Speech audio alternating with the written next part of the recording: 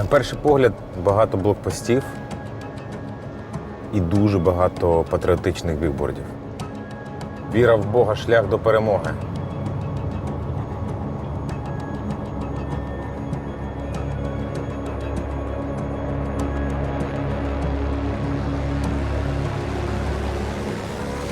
Ох.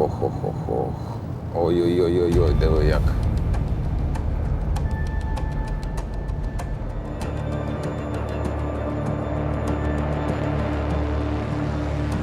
Тільки заїхали в Харків і одразу їдемо на Салтівку. Північна Салтівка – це район Харкова, який першим дав бій російській армії.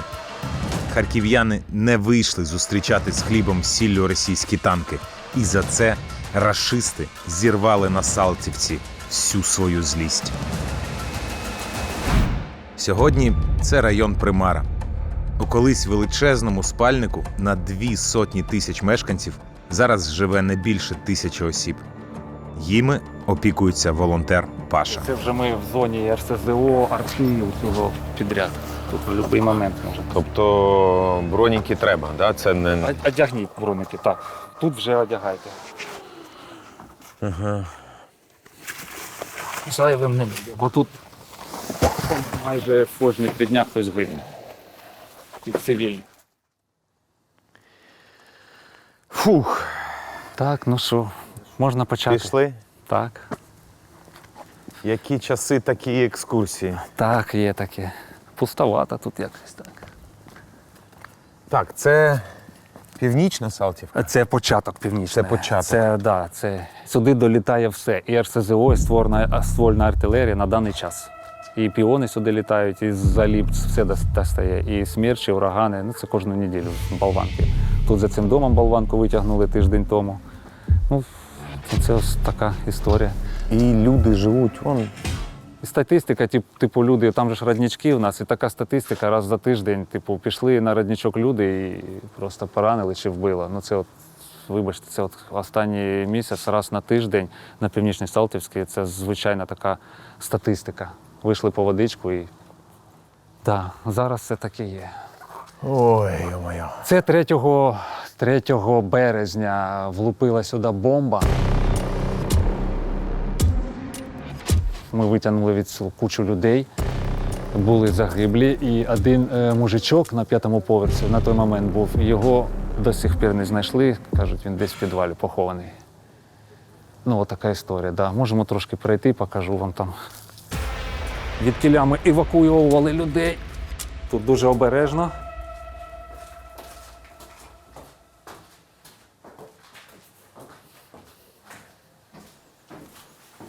А наскільки безпечно тут вештатися? Тут, ну, я з тими чуваками, які його обслідували, запитав, чи можу я іноді. Він каже, звичайно, ні, але воно стоїть, не впаде. Не впаде. Ну, типу, ми поприбирали те, що висіло. Капець.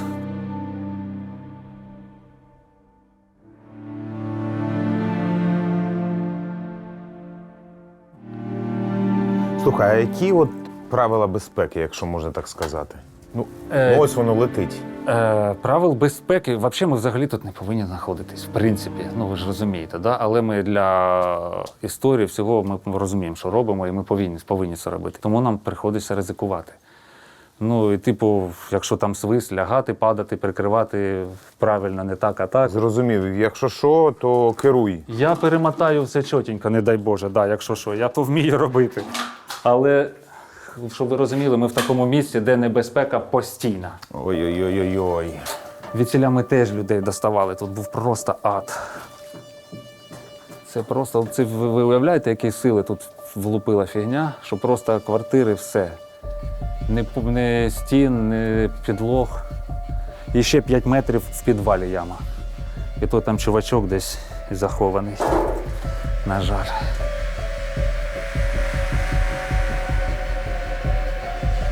Бо ну це ж авіація працювала, це ж не просто танчик там, це був капець.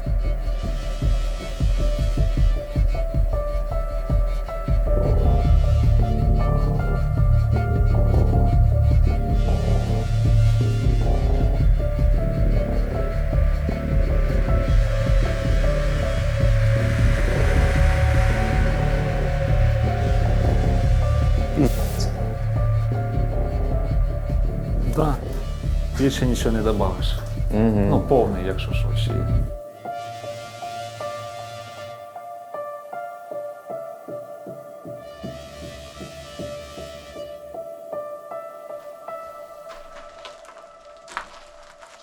Так, звідсіля з другого поверху ми викидували бабусю і дідуся. Коли ми це дітей під руки бігали, з домів доставали. Короче, меня попросили зайти в квартирку за документами. Вот эта квартирка. Ни документов, ни квартирки. Ох, ох. Твою мать, извините. О, хлопці, це вже за Північною Салтівкою, десь на окружній. По можливості не затягувати часу, бо я чую, щось дуже близенько починається. То ми ще не почали навіть.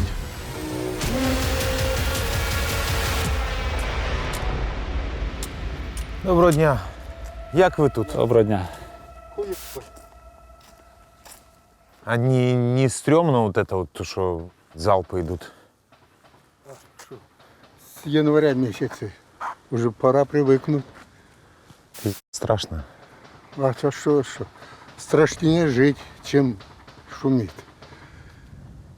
Не знаю, что будет завтра. Тобто це не лякає вас, це наші залпи, да? Это наши. Это наши. А не наши, оно б тут было. Это нашим обороняюсь. А чого не поїдете? Куда?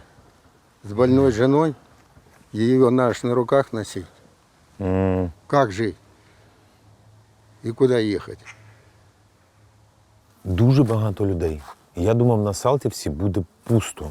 Ну от диви, прям йдуть. Йдуть. Воно прилітає. А вони ходять. Це от Харківські, оце вже кожен день, зранку до ночі, всі сутки, валить. Всі Ти просто тут, вже ти звикли тут до статистику цього. читаєш, загинули, там прильот, тривога там по 15 разів в день. І ти такий, ну якщо ти будеш постійно бігати, ти нічого і не зробиш. Ну, така от. Це неправильно, сразу скажу, не треба. Тривоги треба дуже до них Ставитись на дуже реагувати. серйозно. Це я вам кажу як харків'янин, який постійно з перших тижнів там, війни, з Північної Салтівці, який вже побачив багато чого, каже, що не ігноруйте тривогу. Це саме головне. Коли вже прилітає в будинок, там, чи в сусідній, чи прям їхній, тоді вже дзвонять і кажуть, Паша, а куди можна виїхати? Це через після якихось прильотів, якось должно бахнути по голові, так крепко, щоб вони, ладно, поїхали. Десь до 400 людей ми з цього мікрорайону просто вивезли. В основному діти десь 70%. А багато позалишилось людей, бачите, і просто, якось в них нема відповіді. Просто не виїдуть. Ні, все. Більшість ні, оце хлопці, це вже прильотики можуть бути. Прильоти? Можуть бути, так. Це схоже. Близько. Це вже ближче, так. Кажу, треба переміщатися, бо ми стоїмо вже на відкритій так довго, краще йти.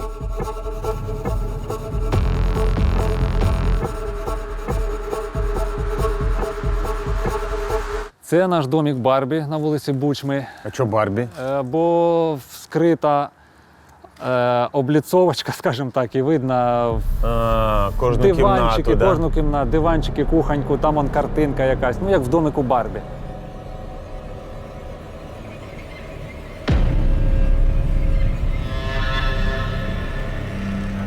Такий чорний юморок, але тут загинуло, по-моєму, 3 чи 4 людини тоді. Це офіційно.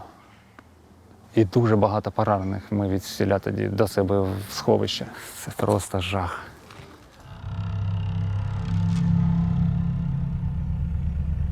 Зараз ми ходимо по зруйнованим будинкам. Тут людина загинула, тут людина загинула. І я впевнений, що буде багато людей, які будуть, їм буде цікаво це. Чи варто робити такі якісь там тури, Але я не після знаю. буха оцього, так, після треба розкрити це просто отак все, кожну деталечку, кожну судьбу людей, щоб чули це все життя назавжди. Не то, що, а треба, щоб журналістів було в 100 разів більше.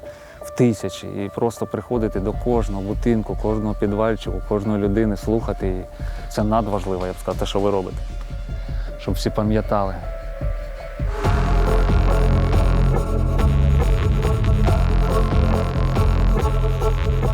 Капець.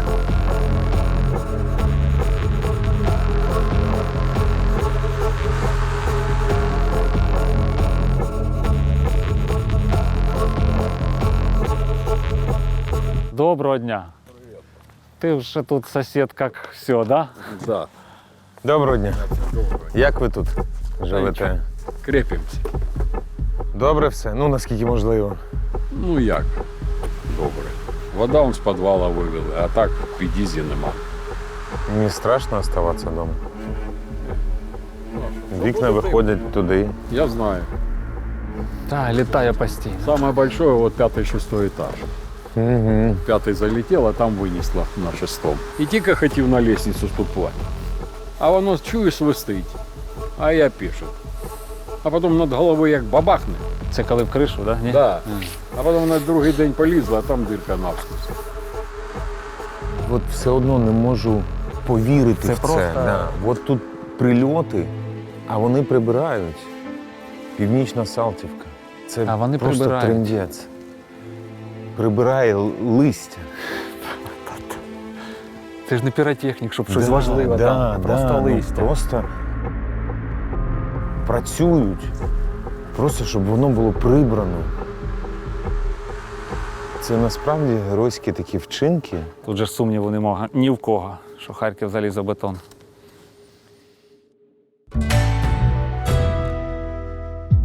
Після всього побаченого перша думка тікати від Салтівки подалі. Та ми все ж таки тут затримаємось. Поїдемо до найближчої станції метро. Виявляється, там зараз проходить дитячий фестиваль. Цікаво? Поїхали дізнаватись, що там да як. Ми зараз знаходимося майже на кордоні між такою левовою частиною Салтівки і специфічною північною Салтівки, яка стала дійсно зараз відома у всьому світі, тому що протягом 2-2,5 місяців він весь час дуже сильно був під обстрілами. Під обстрілами, але дитячий фестиваль. Останні тижні та навіть останні місяці кожної неділі чи кожної суботи в Харкові якісь культурні акції відбуваються. Наприклад, якщо б ви приїхали тиждень тому, я б вас запросив на перший український джазовий фестиваль. У Львові зараз Альфа Джаз не проходить, а в Харкові джазовий фестиваль Фронтір Джаз проходить.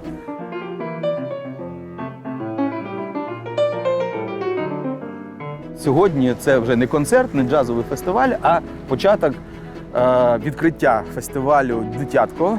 Це фестиваль кіно та анімації дитячих студій. Тобто авторами цих фільмів, мультфільмів є діти. І ми зараз спустимося з тобою в метро. Це станція метро Героїв праці. Саме ця станція була самою густонаселеною станцією харківського метро, яка працювала в режимі бомбосховища. Це звучить так густо населеною. Більше 1000 людей. Зараз саме там, у переході метро, буде це невеличке відкриття цього фестивалю. Пішли? Пішли. Сміх.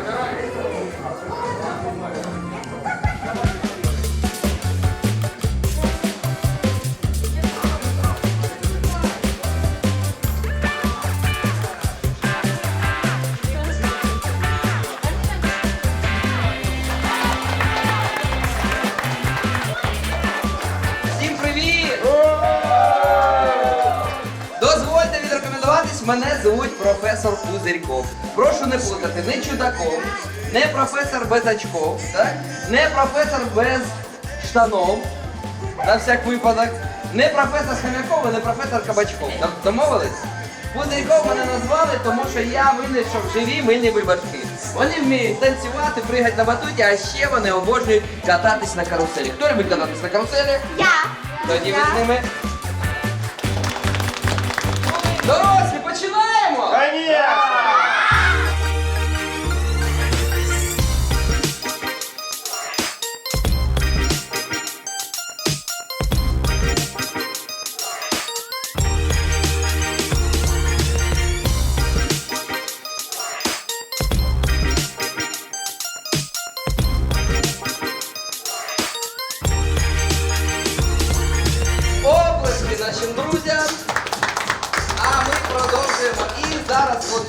1000 разів я таке бачив. І 1000 разів бачив, як діти реагують, але саме місце, де це відбувається, воно Професор зажигає. пробирає.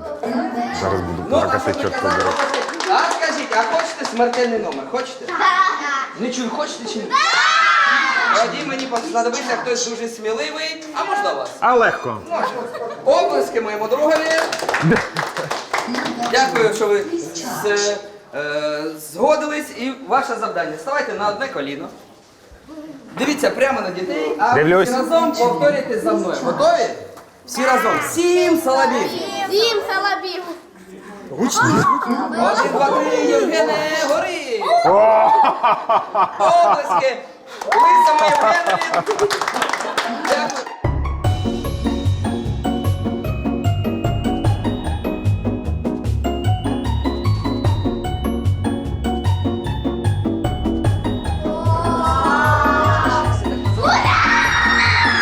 Тому що той, хто в ній побуває, 100% буде щасливим. Одна моя знайома 3 рази побувала у бульбашці щастя і потім 2 рази вийшла заміж. Тож будьте обережні зі своїми бажаннями. Зрозуміли?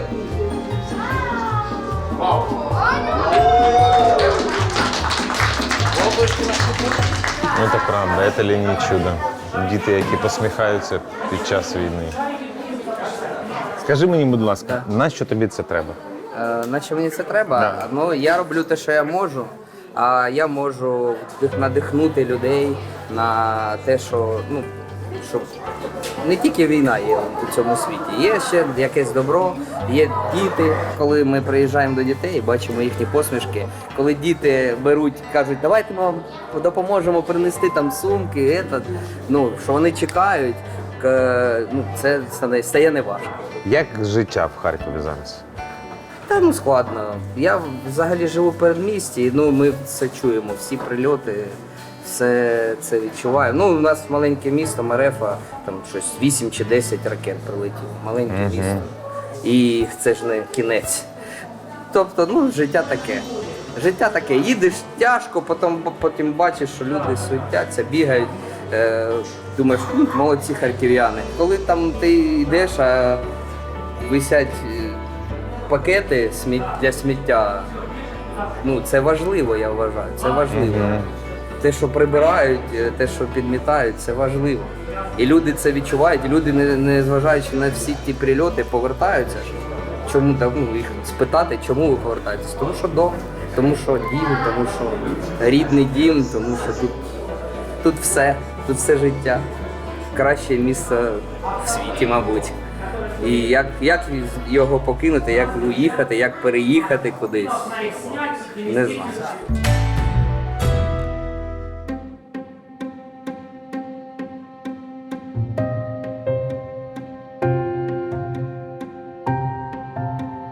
Проведу невеличку екскурсію. Давай. Ось тут з'явилася нещодавно нова туристична цікавинка. Тут є панорама, можна вийти, подивитися на місто. В серпні минулого року, 21-го, відкрився на цій вежі Держпрому цей оглядовий майданчик. Прильот був туди. Потужний був дуже вибух. Я тут мешкаю неподалік. Будинок так ходуном ходив. Розбиті вікна – це наслідок ударної хвилі від цього вибуху. Так само і в університеті, і в цьому корпусі університеті є пошкоджені вікна, розбиті вікна. Держпром – це, ну, на мій погляд, головний символ не лише міста Харкова, а головний символ того, що зараз стало якимось таким гаслом. Він залізобетонний, Держпром, і це вже не про будівлю, а це вже про Харків. Навіть не сталеві, а залізобетонні яйця. Незалежно від віку, полу, гендеру, це вже, ну, як то, символ духу. Це було на початку березня. Я ось тут площею йду, нікого взагалі нема, людей зовсім нема. Там стовчить від граду оця касетна частина, серцевина цього всього ділу. Все, кінець. Міста більше не буде. І я так на нього повертаю голову, тоді ще не заробили оці, ну, вікна ОСБ, вони розбиті. Я на нього дивлюсь, а він такий стоїть, як навіть не скала, як Ну, я, ах ти, який же ти красивий, який же ти міцний. Життю бути. І я перепрошую, я розумію, що цензура цього не покаже, і це був такий, як навіть не гасло, а жест. Пішли ви всі, куди подалі. Харків – це місто університетів, Харків – це місто студентів. І це головне, що про це місто треба розказати. Дай мені змогу, я понтанусь. Понтанісь. Тут навчалося 3 Нобелівські лауреати. Понт був такий. Треба собі. 3 Нобелівських лауреати. Понтуйся далі. Ні, давай вже ти. Це був Мечников, це був Ландау, це був Кузнець. Ось там їм бюсти стоять.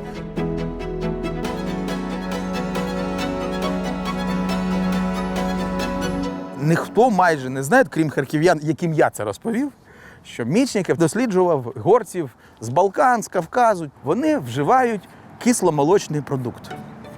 Йогурти, айрани і все інше.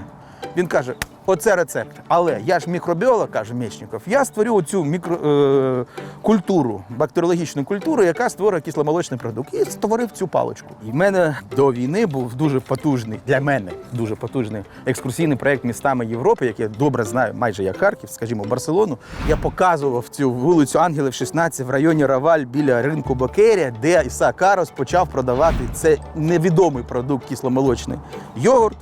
А коли він достиг такого певного рівня продажу, до нього звернулася торгівельно-промислова палата Барселони. Пан Карос, треба на якийсь неймінг, яку назву для цього пригадати. Якщо б він був чесною людиною, він сказав «Мечников». Ми б вживали йогурт Мечников. А в нього був син. Мечников тоді вже помер. В нього був син у Кароса. Звали його Даніель. Дома його звали так ласкаво Данон. Тільки Денон. Це правда.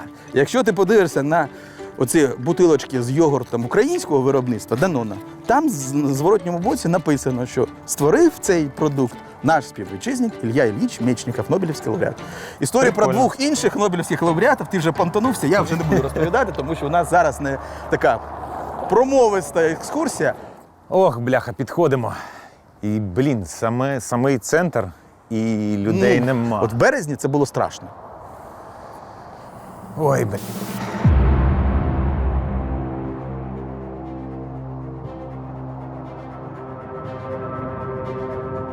Ну, я тобі хочу сказати, що це рівно тиждень тому, ввечері неділі минулої, був знов приліт по тому самому місці. Ось бачиш, де жовта машина стоїть. Знов ракета туди саме місце, на задній двір там взагалі зруйнувала будиночок. І всі такі, ну, а що вони там зараз, нащо? Витрачають ракети, нащо?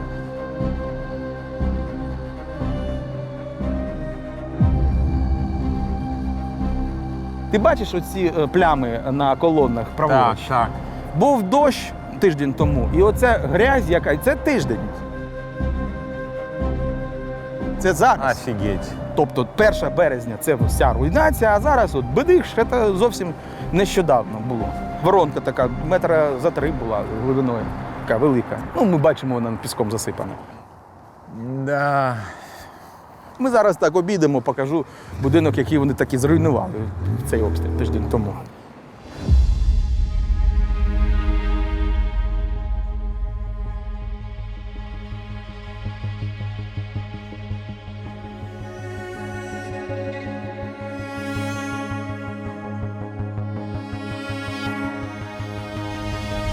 Ну, це була така дуже трагічна історія. Це історична будівля, пам'ятник архітектури модерну. Бачиш, от парадне, не під'їзд, а парадне. А тут був такий відомий в Харкові клуб Хемінгуея. Тут стояв такий бронзовий Ернест Хемінгуей. Напередодні ось тут стояв хлопець, в нього був позивний Ред. І він стояв і казав на камеру, журналіст казав, що взагалі я нікому не бажаю смерті. Навіть росіянам я не бажаю смерті. Я хочу, щоб вони відчепилися. У мене немає ненависті до них, немає агресії до них. Я захищаю свій будинок, свій дом. Ты защищаешь свой дом, мне нафиг не нужна Россия, не нужна российская територія. Він загинув наступного дня тут, ось в підвалі вони сиділи і вони всі загинули тут. тут загинуло до 10 хлопців, які тут знаходились. А тут на 3-му поверсі була квартира до відомого харківського будівника, архітектора, інженера. І на стінах, ось майже де ми зараз знаходимося, висіли картини відомих харківських молодих художників. Це була така відкрита картинна галерея, тому що вони залишалися там висіти ці картини. Потім, коли вже демонтували частину всіх цих конструкцій, їх зняли. Але цей будинок, я знаю це точно, його будуть відновлювати. Його будуть реставрувати, будуть відновлені цього будинку.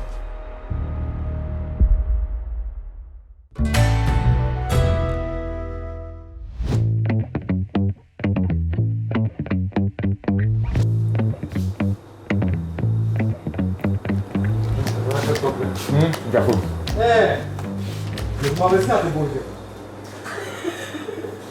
Делай ще один. Да, зробіть нам ще, будь ласка, один. Дуже смачні.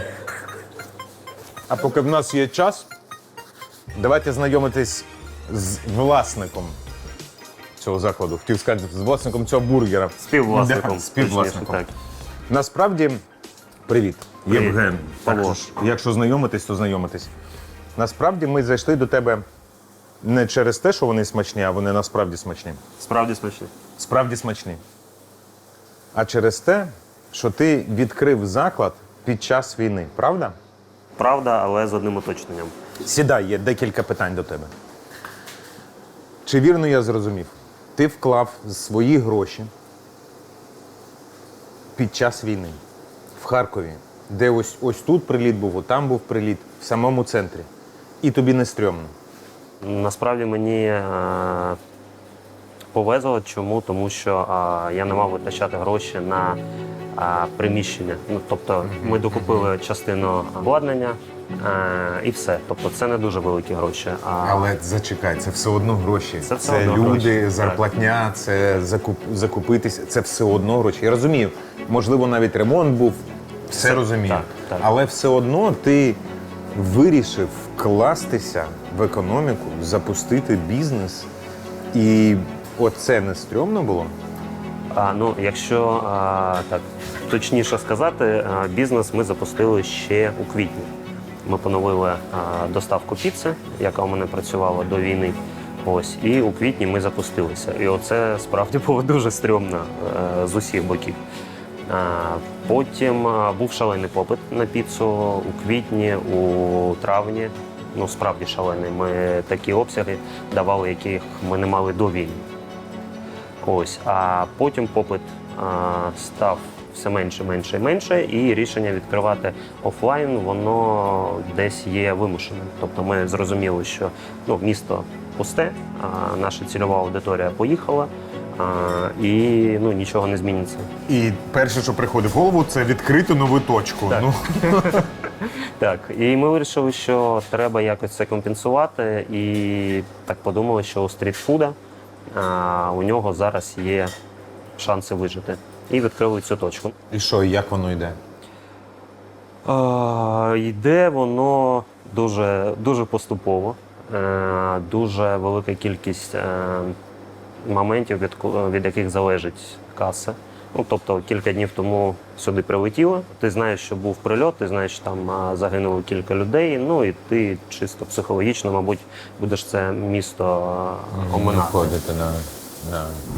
Іде війна, да? 5% ресторанів, закладів працює. Нащо ти робиш це смачно? Роби дешево. Треба тримати марку. Тобто ми зараз не можемо зробити поганенько, але дешево.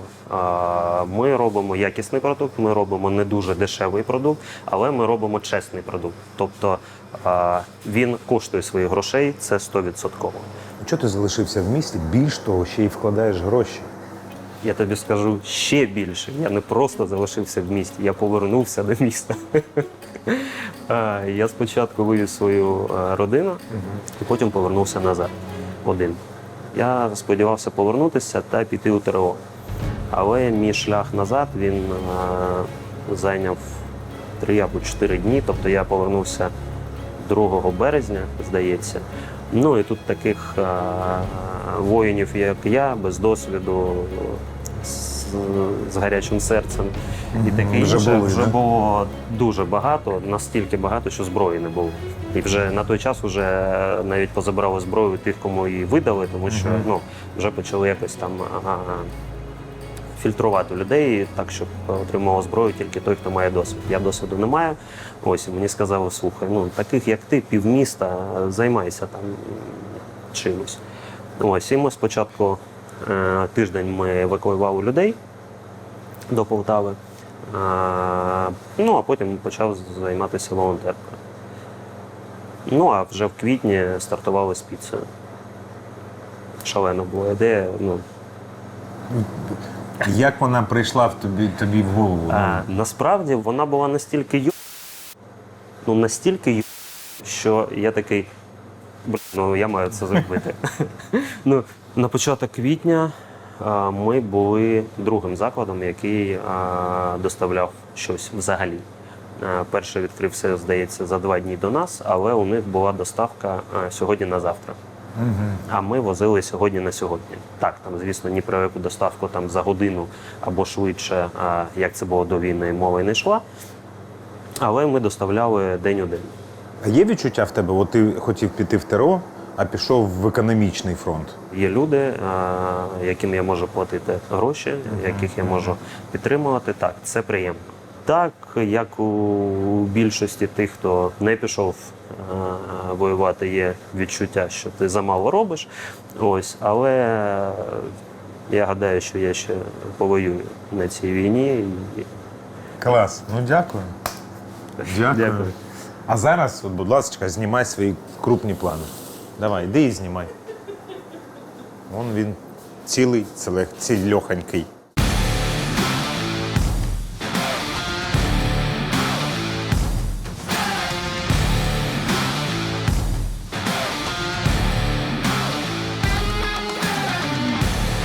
Смачно? Тільки заради цього можна було Харків.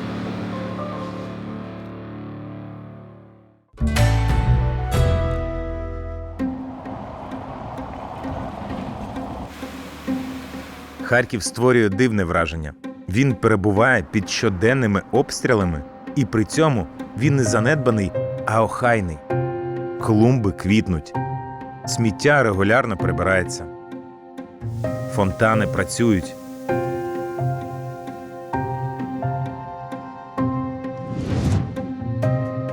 Таке враження, що люди просто кудись відійшли і зараз повернуться. Ти сказав, що тут зовсім не так багато людей, як я пам'ятаю, коли я тут був в жовтні, в Саржен Яр. Це через те, що 5 днів тому сюди був приліт. Причому такий конкретний приліт. Вбили жінку, було багато поранених. Ось бачиш, от там от залишки цього приліту, і воронка залишилася. У туалет вони влучили. Тут ніяких військових не було. Це місто відпочинку. І через півгодини, хвилин через 40 після того, як це відбулося, приїжджає мер, і він коментує, ось що тут таке відбулося, показують. А на задньому плані, біля цього, люди в плавках продовжують набирати воду. І багато людей, це не просто тому, що там взагалі там сталевими яйцями. Продовжується все це діло. Це місто відпочинку, це бювет, вони так само продовжують все це діло. Зараз дійсно мало людей, але побачите, все одно спортивний майданчик, і пінг-понг, і дитячий майданчик. Блін, все одно якось оці там залпи, що лунають. Ніяково. Неприємно. Неприємно. У Харкова зараз ми сформували стратегічну назву цього міста. Місто Фронтір. В перекладі воно перекладається з англійської. Фронтір – це кордон, це передок той самий. Але це не військове поняття, це філософське поняття. Це місцевість, де визначається майбутнє, де напрямок руху. Майбутнє. Взагалі. Цей термін вигадали 120 років тому в Америці, коли визначали, яка вона Америка. Що американців створив Фронтір, це був такий філософ, історик Фредерік Кьорник, американський, який це вигадав, цю концепцію. І у нього є аналог. І раніше це про це казалося. Це Східна Україна. Це прикордоння між степами, лісом, між цивілізацією і нецивілізацією, між релігіями, між знанням і незнанням. І вся історія Харкова і Слобожанщини, цього простору, регіону, вона визначалася як фронтірна. І 300 років тому, і 200 років тому, і 100 років тому, і знову зараз. Приклад такий. Які інші фронтіри, такі розуміння можна навести? Берлін. Берлін – це був прикордоння між Східом та Західом, між двома системами, між всім цим. І для нас, що їдуть в Берлін? Подивитися на Берлінську стіну? Ні. Побачити очі берлінців, людей фронтіру, фронтірних людей. І Харків – це не про туризм простору, не про туризм будинків, а про туризм людей, до людей. Харків завжди був містом таким, спорним з точки зору декомунізації. Були мурали, були назви, залишалися. Що зараз з цим? От Євген, навіть я твоя тобі хочу, українська мова. Я ж все ж таки, я єврей, тому я на питання відповідаю традиційно питанням, а ти киянин? Ні, я з Запоріжжя. Запоріжжя. А скажи, будь ласка, запоріжці, вони не були такими самими, як харків'яни? Ні. А які вони були? Вони були майже такі.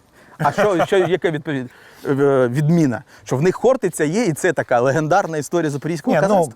Там так само було багато російської мови, так само, але там не було мурала з цим, як його, бо йдуть одні старіки. По-перше, Биков – це одна із найсвідоміших українсько налаштованих патріотичних людей. Його син за це мав великі проблеми. Його фактично згубили, його сина. Биков, якщо навіть спомнити цей фільм, це взагалі про нашу сучасну війну це фільм. Тому що там є такий момент, коли він каже: «Как же вы не заметили? Мы же сегодня над моей Украиной дрались». А как тут заметишь? Те же поля, дороги, села. Нет, а воздух другой. А небо голубее, и земля зеленее. И помнишь, как он поет в фильме? Говорит, какую он песню поет? Он маэстро, он сам. Та чорт его знает, не помню. Ой, лузі калина. Правда? Ой, у лузі, лузі, червона калина.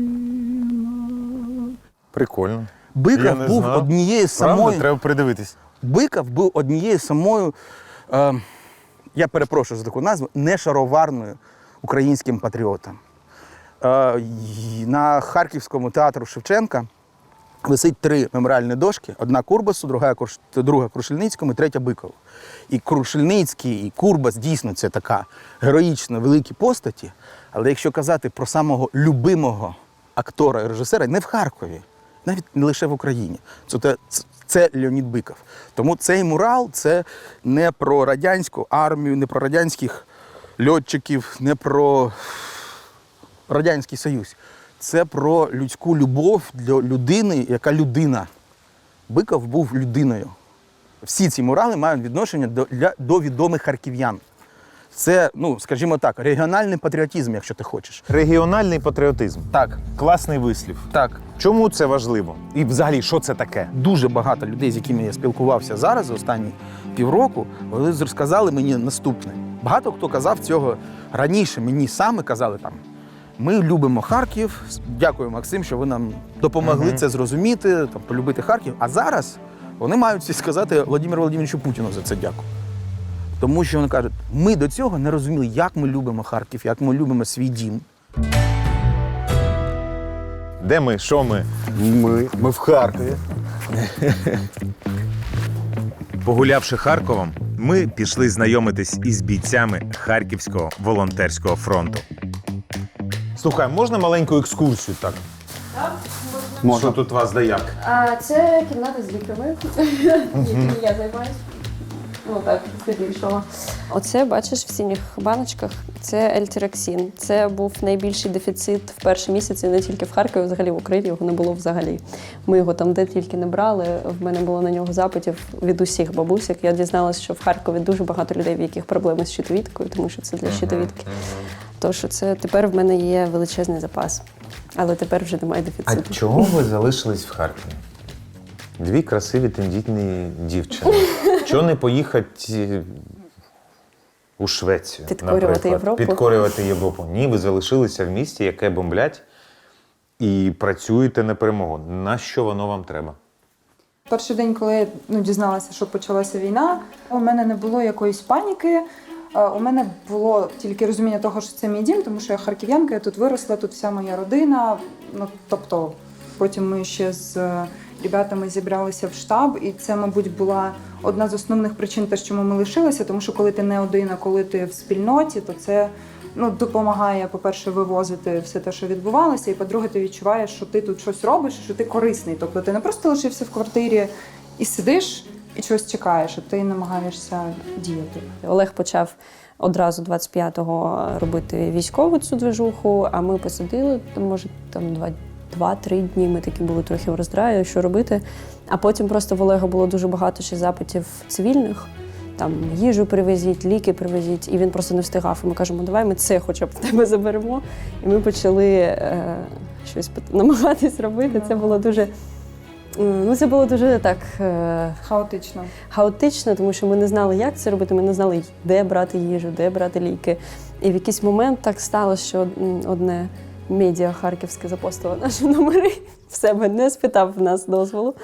І нам почали дзвонити просто кожні 15 секунд. Привезіть нам їжу, привезіть нам ліки, ми на Салтівці, ми там десь на ХТЗ. В нас там, мені дзвонить хлопець і каже, в мій будинок потрапив снаряд, що мені робити? Я сиджу, думаю, я не знаю, що тобі робити. Я кажу, всі ціли, так. Кажу, викликайте там поліцію, пожежників, когось. Слухайте, а нащо вам це потрібно? А як по-іншому? Я знаю, дурне питання, але все одно. 25 числа ми з друзями зібралися і поїхали там в штаб ТРО. А ми приїхали на бусіку, нам говорять, а ви можете з'їздити там такі-то речі пробити, дістати. Я там написав в Фейсбуці, ми відразу знайшли генератор, там ще щось привезли. Нас попросили поїхати в військову частину на склад, зібрати там також броніки, якісь шоломи, якусь амуніцію. І тобто я зрозумів, от я зараз на цьому місці, і я роблю це начебто ефективно. Ми там відразу закривали потреби, які потрібно. І я подумав, чому я буду зараз, я зі своїм практично нульовим зором, з поламаними пальцями, не вміючи стріляти з автомата, побіжу, якщо я можу зараз закривати зараз ці штуки, які в мене виходять. Є в тебе якась відповідальність з точки зору, що тебе знають люди, слухають, слухачі, що це ваша присутність тут теж підтримує бойові? Воно десь, звичайно, спрацьовує. Ми зробили за декілька днів до повномасштабного вторгнення такий флешмобчик, я залишаюся в Харкові, я нікуди не слиняю. Я розумію, що, хоч я родом з Франківська, зараз за півроку я тим паче відчуваю цю цінність і цю якусь зв'язку, цю пуповину, яка виросла зараз і приросла до Харкова. Я розумію, що все, Харків – це мій дім також. Є час від часу таке відчуття, що ніби там під якимось збільшувальним склом тебе розглядають. Це, мабуть, відповідальність перед собою в першу чергу. Нещодавно був маршрут, ми побили власний рекорд 1050 кілометрів, 1047, за виїзд. Ми, звичайно, такі проїхали капець, але це був Барвінково, Слов'янськ, Краматорськ, Дружківка, Бахмут. Потім ми на Курахівський напрямок поїхали під Пєски, Карловка, а потім ми поїхали на Гуляйполе і повернулися в Харків. Це ви розвозите, так? Так. Мавіки треті, звичайно, тому що за цю ціну це абсолютно найкраще. Якісь тепловізори відвезли, генератори, сонячні батареї, все, що там чувакам потрібно в полях. От такі штуки ми розвозимо. А не стрьомно їхати туди? Страшно. Але ж очі бояться, руки роблять. Час від часу входимо в цю зону ризику. Що, майже на кордоні з Росією, друзі. Там посадочка ця, це вже Мордор. Звичайно, може прилетіти. Багато бачили. І возили 200-х, 300-х. Тобто всяка штука була. Запитав, вчора Паша нам розповідав, випитав, сказав, скажіть Олегу, хай розкаже, як ми познайомились. Я йому привіз бронік. Вони сиділи там в школі, в підземеллі цьому, в сховищі, і там зв'язку немає. І я стою там, наярюю йому, Паша, вийди, забери, але там зв'язку немає. Один дзвінок, другий, третій, прилітають гради, тобто з іншого боку школи, слава Богу, я такий, ладно. Якось він там вийшов, я йому це все віддав, і ми відразу об'їхали на Бучми евакуювати дідуся одного. Ми забігаємо в під'їзд, і починаються вибухи. Я подумав, що це газ почав рватися, тому що там, будинок був... А потім зрозумів, що це другий прильот градів був. Тобто нас там якихось 15 секунд вберегло, що ми забігли в під'їзд. Ми в предбанніки отак поміж квартирами сховалися, отак летять осколки, ззаді дверима, тому що прилетіло туди в квартиру і хвилею двері винесло просто. Забігли до нього в квартиру, ми йому наклали турнікет, підняли його з його. А він, видно, такий чувак, який любить випити, там якийсь ще собутильник з ним був. І ми так його втрьох потягнули. Він, я нікуди не піду, потрошки витягуємо. І виходимо з під'їзду, а мужичок, який показував, типу, що де там він розказував, в якій квартирі. Він вже лежить, типу, він попав під ці прильоти другі. І типу, це все величезне. І мозок якось, взагалі не знає, як на це реагувати, але якась там частинка така раціональна вмикається і говорить, так, ти зараз повинен зробити те і те, типу, а потім будеш там страждати. Доїхали, віддали цього чувака в лікарню, все норм, типу, лікарі прийняли його, тобто сказали, все норм буде. А скажи, от після того, як переживеш отакий пі***ць, що всередині змінюється? Мабуть, що оця моя там, я ж музикант там і пишу пісні, тексти, і оця там частинка, яка там витончена, яка там намагається оці всі творчі хвилі спіймати, вона зараз просто заникалась, кудись заснула, в анабіоз, заморожена десь лежить, а типу працює раціональна частина, яка розуміє, так, треба дістати, нарулити сьогодні там 200 тисяч гривень, купити тепловізор, там біноклі, там то-то, і відвести чувакам. Тобто якось так працює. Було пару раз прорвало, що я там проплакав, лежав вдома, нічого не міг робити, плакав, а потім збирався і йшов далі. І я розумію, що, звичайно, ці всі історії не закриті, вони просто чекають свого часу, щоб їх там допроживати якось і зрозуміти, що з цим робити взагалі. Бо такого, звичайно, емпіричного досвіду ніхто з нас не бажав, але він є, і з ним щось треба буде робити, але не зрозуміло поки що. Оцей він дасть поштовх для мистецтва? Майже безсумнівно. Звісно, ми всі змінилися просто безповоротно після 24-го. Дійсно, що це все, що ми пережили і переживаємо, і ще якийсь час будемо по-любому переживати. Це вже наче як спалені мости якісь. Ми не повернемося до якогось того єства, яке було там до лютого. Якими ми будемо, не зрозуміло, але явно, що ці зміни незворотні. Там приїздимо на Салтівку, і пацани, дайте нам хоч щось, ми на москалів підемо. А там ще там декілька місяців тому таке уявити було неможливо. Там, а чого ти базариш со мною по-українськи? Харків же ж русський городок. Було таке. А зараз це змінилося. Я не скажу, що це 100% змінилося, але неймовірні зміни. І що стосується мови, і українська мова зараз маркер, свій. Все, однозначно. Ти починаєш говорити українською десь на Салтівці чи на Рогані, і люди так прям видно, як вони світлішають. Все норм. Тобто, якась така штука. Це для Харкова надзвичайно великі зміни. Це те, що ніхто не міг зробити там десятиліттями. Хочеться, щоб перемога настала швидше, щоб ціна ця не зростала кожен день, бо вона кожен день зростає, на жаль. Але принаймні ми тепер розуміємо, хто ми, що ми і за що ми боремося. Як я вже казав, в Харкові не покидає відчуття нереальності того, що відбувається. Так може виглядати місто, яке пережило війну і вже налагоджує мирне життя. Ніби всі ті страшні обстріли у далекому минулому.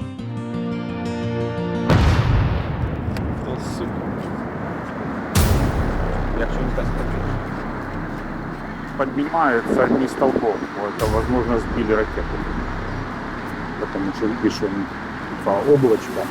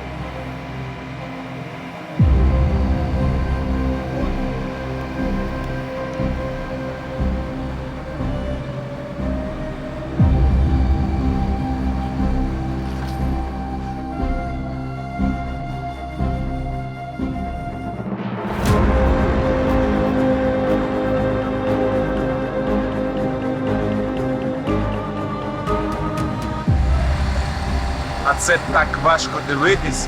Ми ось тут гуляли з Максом. Це було вчора. Вчора ми ось тут гуляли. А сьогодні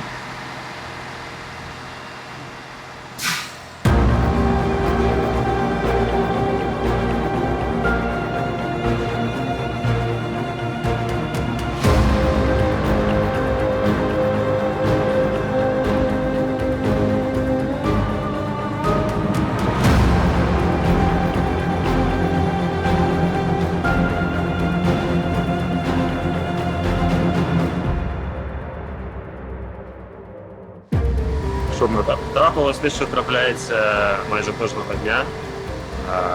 Вилетіла ракета з Білгорода. За хвилину вона була вже в Харкові. Цього разу вдарила по вулиці Свободи.